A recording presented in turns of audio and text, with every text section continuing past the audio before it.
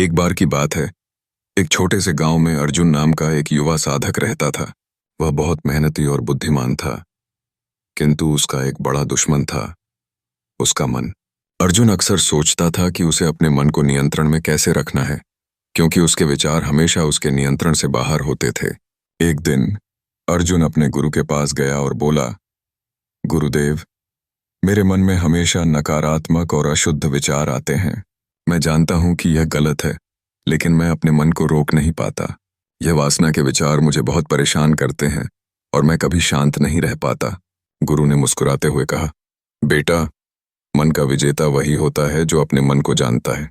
अगर तुम अपने मन को समझो तो तुम्हें अपनी समस्याओं का समाधान मिल जाएगा। अर्जुन ने गुरु से पूछा, गुरुदेव, क्या वासना वास्तव में बुरी होती है? गुरु ने उत्तर दिया, वासना बुरी नहीं है, यह तुम्हारे अंदर की एक प्राकृतिक भावना है। जब तुम किसी चीज की कमी महसूस करते हो तो तुम उसकी ओर आकर्षित होते हो। यह स्वाभाविक है, लेकिन जब तुम इसे सीमा से बाहर ले जाते हो तब समस्याएं उत्पन्न होती हैं।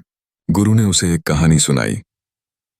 तुम्हें पता है, जंगल में एक बार एक हिरण पानी पीने आया। उसके आसपास कुछ युवक खेल रहे थे। वे हिरण की सुंदरता को देखकर मोहित हुए। वे उसे छिपकर देखने लगे, लेकिन हिरण जब भी उन्हें देखता वह डरकर भाग जाता। यह उस हिरण के लिए सही नहीं था। यदि वह अपने डर का सामना करता तो उसे अपनी सुंदरता का अनुभव होता और अपने डर को काबू में करता। अर्जुन ने गुरु की बातों को ध्यान से सुना और सोचा कि उसे भी अपने डर और वासना का सामना करना चाहिए। वह अपनी दिनचर्या में बदलाव लाने का निश्चय करता है। उसने ठान लिया कि वह प्रतिदिन ध्यान करेगा और अपने विचारों पर नियंत्रण रखने का प्रयास करेगा। एक दिन वह जंगल में हवा में बैठा ध्यान कर रहा था। उसने महसूस किया कि जब वह अपने विचारों को स्वीकार कर लेता है और उन्हें छिपाता नहीं है, तब वे उसे परेशान नहीं करते। उसके अंदर की शांति बढ़ी। उसने समझा कि वासना केवल उसका एक हिस्सा है और अगर वह उसे संतुलित रखे तो वह अपनी ऊर्जा को सही दिशा में लगा सकता है। कुछ समय बाद एक दिन अर्जुन ने फिर से जंगल में जाकर हिरण को देखा। उसने महसूस किया कि वह अब डर नहीं रहा। वह हिरण की ओर बढ़ा और उसे प्यार से देखा। उसने सोचा, अगर मैं इस खूबसूरत प्राणी को समझ सकता हूं तो मुझे अपने मन को भी समझने का प्रयास करना चाहिए। इस बार जब उसने हिरण को देखा तो वह छिपने नहीं गया। वह आत्मविश्वास के साथ अपनी सोच को नियंत्रित करते हुए उस हिरण की सुंदरता का आनंद लेने लगा।